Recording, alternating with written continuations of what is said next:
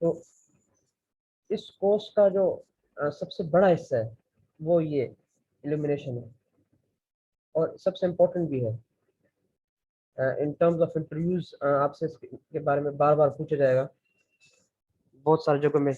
और कोई अगर दुबई या सऊदी अरब या इस जगह पे जाना चाहेगा तो वहाँ पर इसकी बहुत ज़्यादा ज़रूरत है, क्योंकि पाकिस्तान में जब भी हम बिल्डिंग की डिज़ाइनिंग करते हैं, बिल्डिंग में इलेक्ट्रिसिटी की इंस्टॉलेशन करते हैं, तो यहाँ पे कैलकुलेशन नहीं होती। यहाँ पे तो बस अंदाजे से सारा काम हो रहा होता है। लेकिन इंटरनेशनल सिनेरियो में बात ज़रा चेंज हो जाती है। वहाँ पर फिर बहुत सारे फैक्टर्स आ जाते हैं जिसको इंजीनियर देख रहा होता है। फॉर एग्जाम्पल HVAC हो गया, ठीक है, एयर कंडीशनिंग हो गई। अब यहाँ तो हम अंदाजा नहीं लगाते कि यार एक कमरे के लिए कितना एयर कंडीशन काफ़ी है, कितना काफ़ी नहीं है। हम बस अंदाजे से एयर कंडीशन लेके इंस्टॉल कर लेते हैं और उससे काम चलाते हैं। बाहर ऐसा नहीं होता, बाहर पूरी कैलकुलेशन होती है कि यार कमरे की लंबाई कितनी है, उसकी चौड़ाई कितनी है, उसकी ऊंचाई कितनी है, अच्छा इसके लिए कितने कूलिंग चाहिए, इसमें इसमें कितने दरवाजे हैं, कितनी खिड़कियां हैं, कितने घंटे इस पर सनलाइट पड़ता है, और कितने घंटे सूरज की रोशनी अंदर आती है, ठीक है, कौन कौन सा वॉल इसका एक्सपोज है सनलाइट की तरफ, कौन कौन सा वॉल एक्सपोज नहीं है। इन सब की कैलकुलेशन करने के बाद फिर वो डिसाइड करते हैं कि कितनी कूलिंग रिक्वायर्ड है। अच्छा, कूलिंग जब पता लग जाता है कि यार इतनी कूलिंग रिक्वायर्ड है, तो उस कूलिंग के लिए फिर किस तरह बंदोबस्त किया जाए, कौन सा एयर कंडीशन लगाया जाए कि वो कूलिंग हमारा रिक्वायर्ड कूलिंग हमारी पूरी हो जाए, और कितने घंटे के लिए एयर कंडीशन लगाया जाए। ठीक है, जितने घंटे के लिए एयर कंडीशन लगाया जाएगा इस पर इतनी इलेक्ट्रिसिटी का खर्च आएगा। ठीक है, इतना इलेक्ट्रिसिटी का खर्च आएगा, इस पर इतने पैसे आएंगे। ठीक है, तो पूरे कैलकुलेशन कर रहे होते हैं। ठीक है, और फिर वो उस हिसाब से फिर एयर कंडीशन इंस्टॉल करते हैं, उस हिसाब से फिर लाइटिंग का बंदोबस्त करते हैं, उस हिसाब से फिर खिड़कियां और दरवाजे निकालते हैं। ठीक है, बिल्डिंग बनाने से पहले ही वो थर्ड फ्लोर और फिफ्थ फ्लोर और एट्थ फ्लोर और 100th फ्लोर और 70th फ्लोर, हर एक फ्लोर का अंदाजा लगा लेते हैं। क्या 70th फ्लोर पे हमें कूलिंग कितनी चाहिए होगी, थर्ड फ्लोर पे इतनी चाहिए होगी, फिफ्थ फ्लोर पे इतनी चाहिए होगी। ठीक है, अच्छा 70th फ्लोर पे हम दरवाजों की या खिड़कियों की लंबाई इस डायरेक्शन में रखेंगे। ठीक है, या वहाँ पे क्रॉस वेंटिलेशन का बंदोबस्त ये होगा। ठीक है, ये सारी चीजें वहां पर वो कंसिडर करते हैं, फिर जाके एयर कंडीशनिंग डिजाइन करते हैं। ठीक है, आपने अक्सर देखा होगा सऊदी अरब में रिक्वायर्ड होता है एयर कंडीशनिंग इंजीनियर। ठीक है, वो वो वैसे नहीं होता। ठीक है, इसी तरह एलिमिनेशन इंजीनियर होता है जो लाइटिंग का बंदोबस्त कर रहा होता है। तो लाइटिंग का भी अपने एक फार्मूला और पूरी इंजीनियरिंग होती है, पूरी कैलकुलेशन होती है कि कमरे की लंबाई, कमरे की चौड़ाई, उसकी हाइट, कमरे में कितनी खिड़कियां हैं, कितने दरवाजे हैं, कितने खिड़कियों पर सूरज की रोशनी पड़ती है, कितनों पे नहीं पड़ती, और कितने घंटे के लिए सूरज की रोशनी पड़ती है, तो किस कमरे के लिए कितनी इल्यूमिनेशन किस वक्त चाहिए। फॉर एग्जाम्पल, मैं रहता हूँ थर्ड फ्लोर पे, तो थर्ड फ्लोर की हाइट जमीन से ज्यादा ऊपर है, तो वहां सूरज की रोशनी पड़ रही है, लेफ्ट से भी पड़ रही है, राइट से भी पड़ रही है। तो मेरे जो जो फ्लोर है या मेरा जो फ्लैट है, उस फ्लैट या फ्लोर के अंदर लाइट आ रही है, तो मुझे आर्टिफिशियल लाइट की जरूरत कम पड़ रही है। अच्छा, रात के वक्त में मुझे जरूरत पड़ रही है, अच्छा उसमें आबादी कितनी है रहती है, उसमें वॉशरूम्स कितने हैं, उसमें रूम्स कितने हैं। ठीक है, मिनिमम मुझे इल्यूमिनेशन कितनी चाहिए, इन सब की कैलकुलेशन करते हैं, और कैलकुलेशन करने के बाद फिर वो एक पूरा प्लान बनाते हैं कि यार इस कमरे में 10 लाइट्स चाहिए, इसमें बरामदे में दो चाहिए, दो वॉशरूम में चाहिए, दो किचन में चाहिए। ठीक है, और इस पर ओवरऑल जो इलेक्ट्रिसिटी का जो एक्सपेंस होगा यूटिलाइजेशन का, वो इतने वाट का होगा, यानी आपके इतने वाट इलेक्ट्रिसिटी खर्च होगी आपकी लाइटिंग पर। तो इस तरह सारा कैलकुलेशन वो लोग करते हैं। समझ आ गई आपको?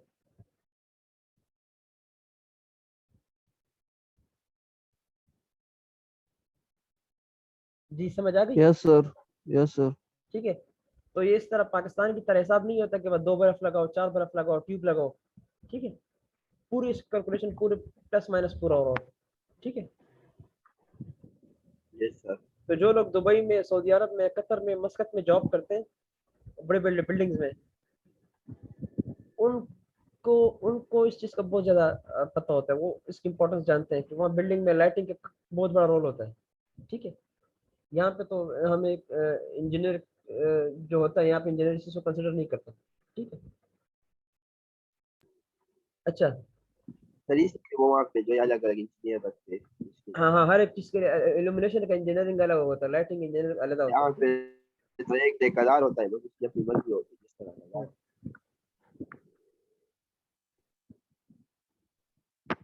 अच्छा, इंट्रोडक्शन।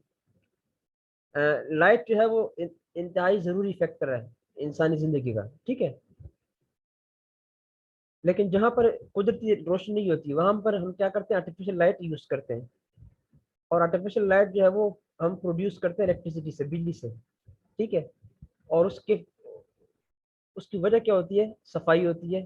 ठीक है, कि बड़ी आसानी से आर्टिफिशियल लाइट हम प्रोड्यूस कर लेते हैं, उसकी वजह से हमें हमारे पास आलूदगी नहीं आती। नंबर एक, आर्टिफिशियल लाइटिंग का कंट्रोल आसान होता है, हमारे हाथ में कंट्रोल होता है।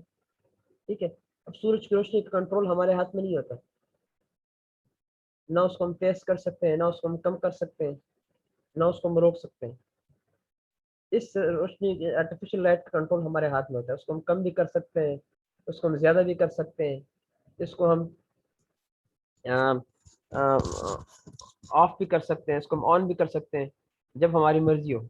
ठीक है, लेकिन जो नेचुरल लाइट होती है यानी सूरज की रोशनी, वो हमारे कंट्रोल में नहीं होती। ठीक है, रिलायबिलिटी, ये रिलायबल है। रिलायबल का मतलब ये होता है कि काबिल एतमाद, जब हमें ज़रूरत होती है हम उसको लगा सकते हैं।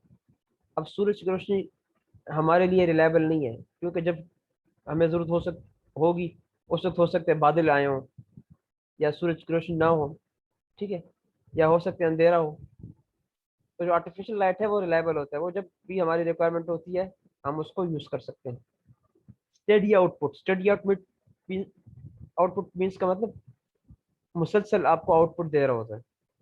ठीक है, अब सनलाइट आपको स्टडी आउटपुट नहीं दे रहा होता है, यानी कि दिन को टाइम आपको रोशनी दे रहा होता है, रात के टाइम रोशनी नहीं होती, या सुबह के टाइम रोशनी कम होती है, दोपहर के टाइम रोशनी ज्यादा होती है, फिर असर के टाइम फिर कम हो जाती है। यूनिफॉर्म और स्टडी आउटपुट मुसलसल आउटपुट नहीं होती। उसके मुकाबले में जो आर्टिफिशियल लाइट होता है उसकी आउटपुट मुसलसल होती है। ये बातें आपको इसलिए मतलब थोड़ी सी अजीब सी नजर आ रही है कि यहाँ पर लोड शेडिंग बहुत ज्यादा है। बाहर के मुल्क में लोड शेडिंग का कंसेप्ट नहीं है, तो वहाँ पर ये स्टडी आउटपुट, रिलायबिलिटी, कंट्रोल, वही सारी चीजें वहाँ पर आसानी से होती हैं। आप लोग के जहन में क्वेश्चन आएगा कि रिलायबल तो ये भी नहीं है, क्योंकि वापडा कभी बिजली होती है कभी नहीं होती, लेकिन वो यहाँ पर है, इंटरनेशनल सिनेरियो में वो नहीं है। और इसका जो रोल है मॉडर्न लाइफ में वो बहुत ज्यादा है। ठीक है, the science of illumination engineering is there for becoming a major importance, इसकी इंपॉर्टेंस बहुत ज्यादा है। ठीक है, तो अब ये देख लें, ये जो आप इसको तीन चार फायदे मैं आपको बताए हैं, इसको मैं जूम करता हूँ कि आपको क्लियर नजर आए।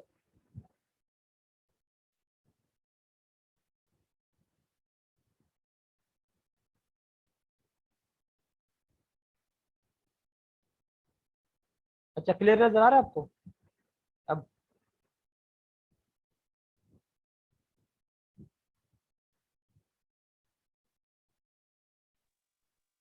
Yes sir. हाँ, अब इसको देख लें।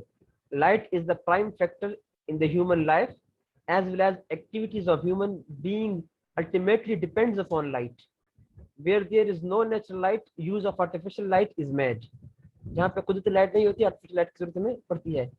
आर्टिफिशियल लाइटिंग प्रोड्यूस्ड इलेक्ट्रिकली, इसको हम बिजली से पैदा करते हैं। On the account of its cleanness, ease of control, reliability and steady output, as well as its low, it is playing an increasingly part important part in a modern everyday life. ठीक है, रोजाना की जो modern life होती है उसमें इसका किरदार बहुत ज्यादा हो गया। इसको कहते हैं इल्यूमिनेशन इंजीनियरिंग। उसके बाद होती है नेचर ऑफ लाइट। अब लाइट जो है वो is actually the form of energy. और एक ऐसी एनर्जी जो रेडिएंट है। रेडिएंट मीन्स कि जो शॉ के सूरत में होती है, कि जो एक जगह से रिलीज होती है दूसरी जगह पे वो रिसीव होती है, उसको कहते हैं रेडिएंट, जो रेडिएशन के फॉर्म में होती है। Various form of incandescent bodies are the source of light and the light emitted by such bodies depend upon the temperature of the bodies. बहुत सारे इनकैंडिसेंट कहते हैं रोशन चीजों को। तो बहुत सारी जो रोशन चीजें होती हैं वो रोशनी के सोर्स होते हैं, लाइट के सोर्सेज होते हैं। और जो लाइट इमिट होती है वो डिपेंड करती है टेम्परेचर पर, कि कितनी वो चीज गर्म है। एक बॉडी, इनकैंडिसेंट बॉडी यानी जो रोशन हो रही होती है वो बॉडी, उसकी उसका टेम्परेचर जितना ज्यादा हो उतना ही वो ज्यादा लाइट इमिट कर रहा होता है। अब light in the form of heat energy radiate होते हैं। अब बल्ब देखें, बल्ब क्या है? लाइट सोर्स है, लेकिन वो गर्म हो रहा होता है। तो रोशनी जितनी ज्यादा होगी उतना ज्यादा उसकी गर्माइश होगी, और जितनी रोशनी कम होगी उतना वो बर्फ ठंडा होगा। The heat energy is radiated into the medium by a body which is hotter than the medium surrounding it. Medium कहते हैं जो बाहर माहौल होता है। तो जिस चीज से लाइट रिलीज होती है वो बहुत ज्यादा गर्म होता है as compare to the environment outside. जो बाहर का माहौल होता है उससे वो चीज ज्यादा गर्म होती है। The heat of the body as seen can be classified as a red hot or white hot. दो किस्म की हीट की लाइट होती है या रेड हॉट या white hot. Red hot mean कि गर्म भी हो लेकिन सुर्ख हो, व्हाइट हॉट गर्म हो लेकिन सफेद हो। While the body is red hot, the wavelength of radiated energy will be sufficiently large and energy available will be in the form of heat. जब कुछ चीज रेड हॉट होती है तो उसकी जो लाइट होती है उसकी जो वेवलेंथ है वो काफी बड़ी होती है और ज्यादातर हमें उससे हीट मिलती है, रोशनी नहीं मिलती। लेकिन जो व्हाइट हॉट होता है, व्हाइट हॉट क्या होता है, उसकी वेवलेंथ कम होती है और उससे हमें लाइट ज्यादा मिलती है, energy in the form of light ज्यादा मिलती है और हीट हमें कम मिलती है। तो हमें ज्यादा जरूरत होती है वो व्हाइट हॉट की होती है। समझ आ गई नेचर ऑफ लाइट की? जी सर ये एग्जाम सर इस एग्जाम्पल क्या हो सकती है सर? ये वाइट व्हाइट ये हॉट, रेड की। हाँ रेड हॉट की एग्जांपल हो सकती है हमारे पास कोई लोहा हो, ठीक है, कोई आयरन हो और आयरन को हम जी गर्म करते हो, ठीक है। जिसकी मिसाल जी इस तरह सर। जिस तरह मिसाल आप लेते हैं, बिजली का हीटर रहता है। अब बिजली का हीटर क्या करता है? जी वो आपको गर्माइश ज्यादा दे रहा होता है, गर्माइश ज्यादा देता है और लाइट कम देता है। जी समझ आ गई ना जी आपको? आपको हीट ज्यादा देता है जी और आपको लाइट कम देता है। और उसके मुकाबले में जो 100 वाट का बल्ब है, 100 वाट का बल्ब आपको लाइट ज्यादा देता है आपको और हीट कम देता है। जी समझ आ गई? सही है सर। जी जी हाँ, अब इसके बाद है कलर। कलर बड़ा इंपॉर्टेंट इसमें फैक्टर है, और कलर इसलिए जरूरी है कि जितना वेवलेंथ चेंज होता है या बढ़ता है या कम होता है उससे कलर चेंज होता है। The sensation of a color is due to the difference in the wavelength.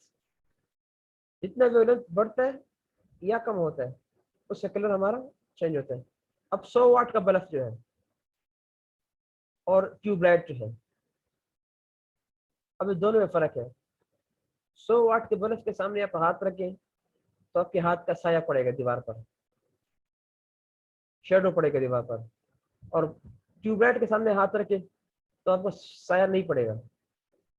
कभी तजुर्बा किया आपने?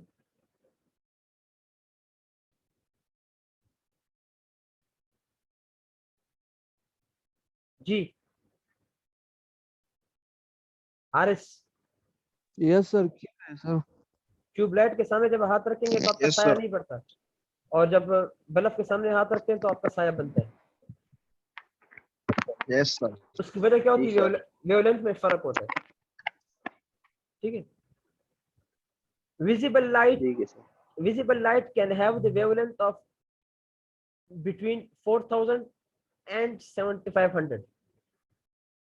जो विजिबल लाइट होती है यानी जो लाइट हमें नजर आ रही होती है उसके जो वेवलेंथ है वो होता है वो 4000 से 7500 के बीच में होते हैं और कलर उस हिसाब से वेरी कर रहे होते हैं। जैसा नीचे फिगर में दिखाया गया है। ठीक है। अब नेक्स्ट चीज है रिलेटिव सेंसिटिविटी। ये बड़ी इंपॉर्टेंट चीज है। ठीक है कि लाइट कितना सेंसिटिव है आपका, लाइट कितना सेंसिटिव है। सेंसिटिव मीन कि कितना जल्दी लाइट आप सेंस करते हैं, महसूस करते हैं, इसे कहते हैं सेंसिटिविटी। और ये डिपेंड करते हैं इंसान की आंख पर। ह्यूमन आई जो है ये उस पर डिपेंड करता है कि लाइट जितना सेंसिटिव हो उतने ही आसानी से इंसान की जो आंख है या ह्यूमन आई है वो उसको डिटेक्ट कर लेता है, पकड़ लेता है। और जितनी सेंसिटिविटी ज्यादा होती है उतना वो जल्दी से पकड़ लेता है, जितनी सेंसिटिविटी कम होती है उतना वो आसानी से लेट से पकड़ता है। अब बात इस तरह लाइट होती है, फॉर एग्जाम्पल तेज लाइट, उसको आप नहीं देख सकते हो। आप जब देखोगे तो आपकी आंखों में अंधेरा आएगा, आप आंखें बंद कर लोगे। या रात के वक्त गाड़ी आ रही होती है सामने से तो आपकी जो आंखों में वो रोशनी ज्यादा आ जाती है तो आपको कुछ कुछ नजर नहीं आ रहा होता है। उसको कहते हैं हाई सेंसिटिव लाइट। उसमें सेंसिटिविटी बहुत ज्यादा होती है। उसके मुकाबले में आम ट्यूब लाइट है, बल्ब है, उसको आप आसानी से देख भी सकते हो, वो कम सेंसिटिव होता है। वो उससे आपके नजरों पर, आंखों पर या आपकी ह्यूमन आई पर कुछ फर्क नहीं पड़ता। इसको कहते हैं sensitivity. The sensitivity of the eye to the light of different wavelength varies from person to person and according to the age। ये डिपेंड करता है इंसान के पर भी। बाद इंसान की आंखें ज्यादा सेंसिटिव होती हैं, बाद इंसान की आंखें कम सेंसिटिव होती हैं। और ये आल्सो डिपेंड अपॉन एज, वो उम्र पे भी डिपेंड करता है। छोटी उम्र में इंसान की जो आंखें होती हैं उस पर जो लाइट की डिपेंडेंसी होती है वो बहुत ज्यादा होती है, उसकी आंखें खराब होती है। लेकिन जिस तरह उम्र बढ़ता है तो इंसान की जो ह्यूमन आई होती है उसकी सेंसिटिविटी बढ़ जाती है, तो वो फिर लाइट को देर तक देख सकता है। The average relative sensitivity is shown in the following figure। अच्छा नीचे फिगर है उसमें relative sensitivity दिखाई गई है, आगे आ रहा होगा। ठीक है। The high or the greater sensitivity of wavelength is about 5500। 5500 से ज्यादा जो है उसको हम हाई सेंसिटिविटी कहते हैं और उसका कलर येलो हो जाता है। और पुअर जो कलर होता है वो ब्लू या रेड होता है। ठीक है। और जब येलो से ज्यादा और हाई हो जाता है फिर इंसान को नजर नहीं आता।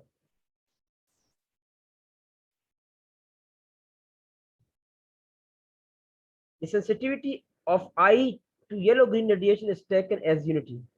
मतलब जो येलो और ग्रीन रेडिएशन होता है, ठीक है, या सब्ज लाइट या येलो लाइट या दोनों का मिक्सचर, इसको हम कहते हैं मैक्सिमम सेंसिटिविटी।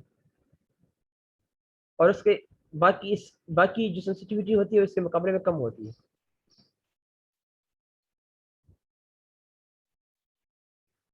और इसको इंजीनियरिंग की जुबान में हम कहते हैं लुमिनोसिटी फैक्टर। लुमिनोसिटी फैक्टर मतलब कितना आपकी आंख सेंसिटिव है। ठीक है। अब फॉरेन में जब जाते हो, दुबई में, मस्कत में, अबू धाबी में, वहां जब आप फ्लैट खरीदते हो तो आपसे सारा डाटा लिया जाता है कि यहाँ पे कौन कौन लोग रहेंगे, कितने बच्चे हैं, कितने खवातीन हैं, कितने मर्द हैं, उनकी उम्र क्या है, उनकी रिलेटिव सेंसिटिविटी क्या है। उस हिसाब से फिर वो लाइटिंग वहां पर अरेंज करते हैं आपके लिए। या स्क्रीन जब इंस्टॉल करते हैं टीवी का, एलसीडी का, तो उसके सामने फिल्टर्स लगाते हैं। ठीक है। आपने देखा होगा बाज लोग लैपटॉप की स्क्रीन को या कंप्यूटर की स्क्रीन को नहीं देख सकते, एलसीडी की स्क्रीन को, और फिर आगे सामने क्या लगाते हैं, आगे सामने फिल्टर लगाते हैं। फिल्टर लगाने के बाद वो उसको देख सकते हैं। समझ आ गई आपको? Yes sir.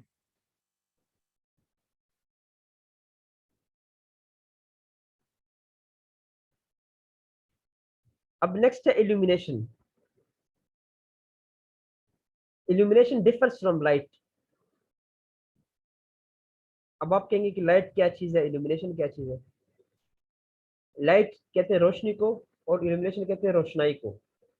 एक चीज कितनी रोशन है, एक जगह पे कितनी रोशनी है, इसको इल्यूमिनेशन कहते हैं।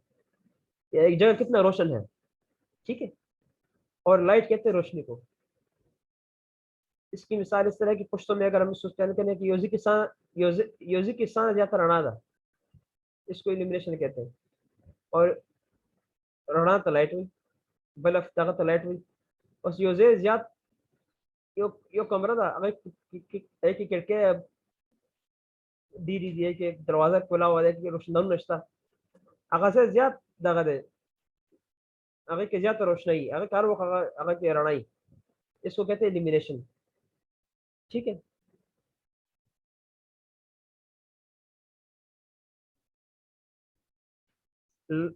लाइट जो होता है वो सोर्स होता है जिसकी वजह से इल्यूमिनेशन पैदा होता है। लाइट में भी सनलाइट, लाइट में भी डे लाइट, लाइट में भी मून लाइटिंग, लाइट में भी इलेक्ट्रिकल लाइटिंग, ठीक।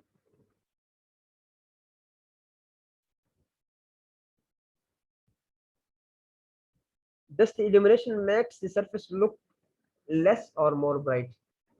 तो जो जमीन की सतह होती है, दीवार होती है, या जो इंसान की सतह होती है, या किसी भी चीज की सरफेस होती है, वो जो सरफेस होती है उसको रोशन दिखाने के लिए या उसको अच्छी तरह खूबसूरत दिखाने के लिए हमें लाइट की जरूरत पड़ती है। आपने देखा होगा अगर हम रूम में 0 वाट बल्ब लगाएं और उसका कलर ब्लू हो तो हमें सारी चीजें ब्लू ब्लू ब्लू नजर आती हैं, और अगर उसका कलर रेड होता है हमें सारी चीजें रेड नजर आती हैं। या डांस फ्लोर होता है, डांस फ्लोर में क्या होती है, डिफरेंट कलर की लाइट्स होती हैं। तो जब वो कलर जब वो लाइट किसी सरफेस पर पड़ती है तो सरफेस भी उसी कलर का हो जाता है। कभी आपने ऑब्जर्व किया इस तरह?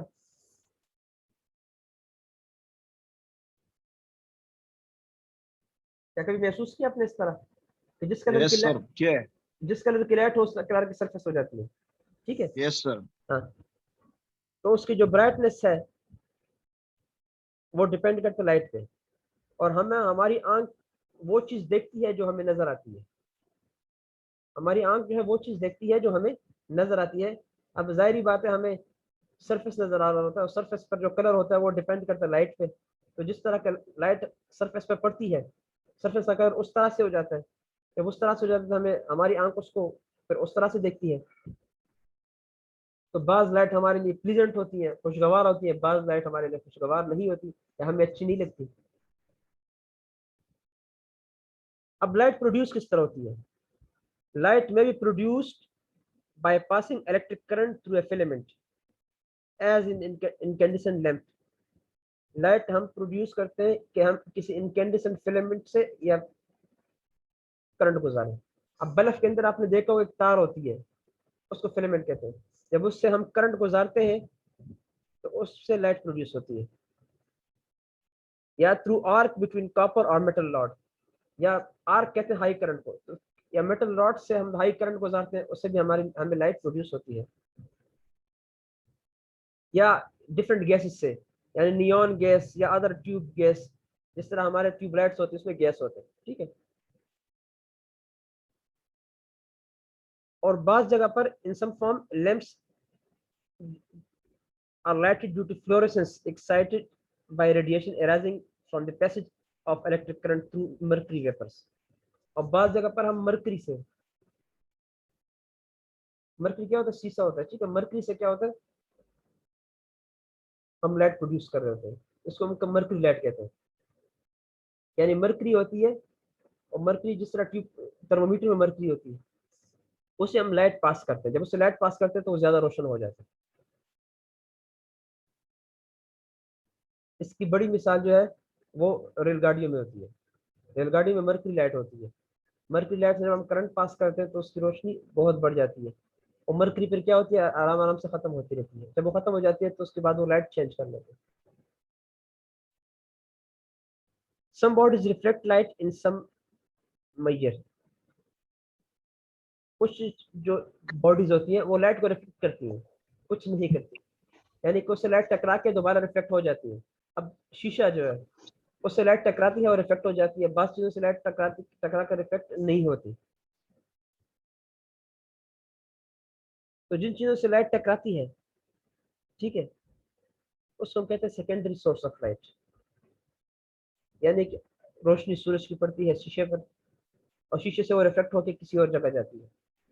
तो शीशा जो है is not a source of light. Source of light is a सन।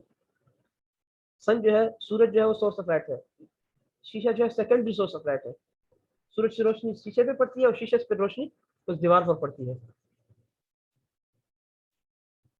इसका जो अच्छा एग्जांपल है वो मून है, चांद। अब चांद जो है उसकी अपनी रोशनी नहीं होती, वो रिफ्लेक्शन कर रहा होता है। तो सूरज की रोशनी चांद पे पड़ती है, तो जितने हिस्से पर सूरज की रोशनी पड़ती है हमें उतना हिस्सा नजर आ रहा होता है। ठीक है। आप सोच रहे होंगे कि यार चांद कभी छोटा होता है कभी बड़ा होता है। चांद कभी छोटा बड़ा नहीं होता। चांद के ऊपर जितनी रोशनी पड़ती है हमें वो हिस्सा नजर आ रहा होता है। अब ईद का चांद होता है वो बहुत बारीक होता है, इट मीन उस पर रोशनी बहुत कम पड़ती है। ठीक है। अब 5-6 दिनों का चांद जो होता है उसमें रोशनी ज्यादा पड़ती है। 14 दिन जब पूरे हो जाते हैं तो 14 दिन में फुल मून होता है। तो 14 दिनों के अंदर पूरी की पूरी जो चांद होता है वो हमें नजर आ रहा होता है, सारी की सारी सनलाइट उसमें पड़ रही होती है। फिर 14 दिनों के बाद वो दोबारा कम होना शुरू हो जाता है। 28 दिनों में फिर दोबारा खत्म हो जाता है। ठीक है। 29वें दिन पे दोबारा शुरू हो जाता है। इसलिए जो इस्लामी महीने होते हैं वो 29 दिनों के होते हैं कि 14 दिनों में सूरज की रोशनी फुल पड़ती है चांद पर। तो 14 दिनों में चांद जो है वो कंप्लीट हो जाता है। इसलिए हम कहते हैं कि 14वीं का चांद है, यानी कि फुल मून है। ठीक है। और फिर 14 × 14 28 दिन में फिर दोबारा वो खत्म हो जाता है। ठीक है। फिर 29वें दिन पर वो दोबारा शुरू हो जाता है। इसलिए इस्लामी महीने ज्यादातर 29 दिनों के होते हैं। समझ आ गई आपको इस चीज की? Yes sir. Any question?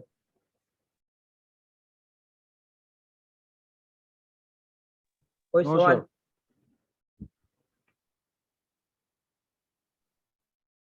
आज कुछ, अब कुछ टर्म्स हैं, ठीक है, जो बार बार आगे यूज होंगे। सबसे पहले टर्म है लाइट। ठीक है, ये मैं एक्सप्लेन कर चुका हूँ।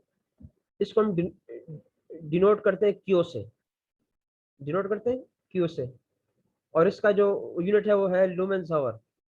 लूमेंस यूनिट है लाइट का, हावर्स कहते हैं रोशनी का। तो लाइट यूनिट क्या है? लूमेंस हावर। ठीक है। लाइटिंग की जो यूनिट है लूमेंस है, और लाइट का यूनिट है लूमेंस हावर। ठीक है। और इसको जब आखिर में कैलकुलेट करते हैं फिर हम वाट हावर में कैलकुलेट करते हैं, फिर यूनिट निकालते हैं। ठीक है। फिर है luminous flux. It is defined as the total quantity of light energy emitted per second from luminous body। जितनी टोटल क्वांटिटी ऑफ लाइट, जितनी रोशनी की अमाउंट होती है emitted per second, यानी जो पर सेकंड, 1 सेकंड में निकलती है from the source of light, bulb से या सूरज से या एनर्जी सेवर से या ट्यूबलाइट से, 1 सेकंड में जितनी लाइट निकलती है उसको कहते हैं लुमिनस फ्लक्स। इसका सिंबल है एफ। समझ आ गई आपको? जी। Yes sir. हाँ, मुझे एक्सप्लेन करें लुमिनस फ्लक्स क्या होती है?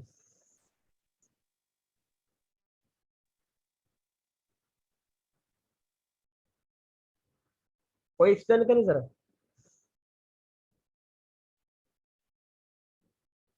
जी, एनीवन?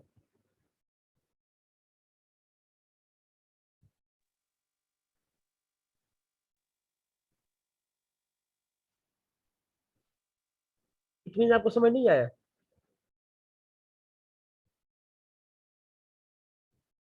हारे, समझ आई आपको कि नहीं? सर समझाए थोड़ा, मैं लुमिनस फ्लक्स का मतलब है थोड़ा कि एक एक सेकंड में कितनी लाइट निकलती है किसी सोर्स से।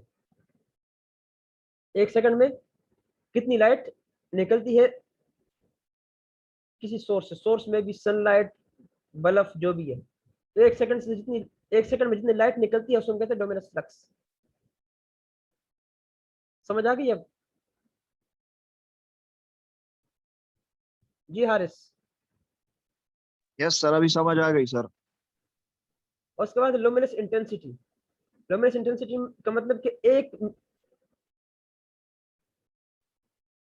मीटर स्क्वायर से, 1 मीटर स्क्वायर से जितनी लाइट निकलती है उसको कहते हैं लुमिनस इंटेंसिटी। यानी एक बल्ब है, बल्ब तो लाइट दे रहा होता है पूरे कमरे को। ठीक है। अब उसके सामने हमने एक जाल बनाया, 1 मीटर स्क्वायर का जाल बनाया, हर एक उसमें मीटर मीटर बनाए। तो 1 मीटर में जितनी लाइट पड़ती है उसको हम कहते हैं लुमिनस इंटेंसिटी, उसका यूनिट है आई। समझ आ गई आपको? Yes sir. लुमिनस फ्लक्स का मतलब है कि 1 सेकंड में जितनी लाइट निकलती है उसको लुमिनस फ्लक्स कहते हैं। और इसका यूनिट है yes F. Sir. Luminous intensity का मतलब है कि 1 मीटर में जितनी 1 लाइट मीटर पड़ती है, स्क्वायर। हाँ 1 मीटर स्क्वायर में, उसको यस। कहते हैं लुमिनस इंटेंसिटी। इसका यूनिट इंटेंस है कैंडेला। इसका यूनिट क्या है? कैंडल। कैंडेला। और इसका सिंबल है आई।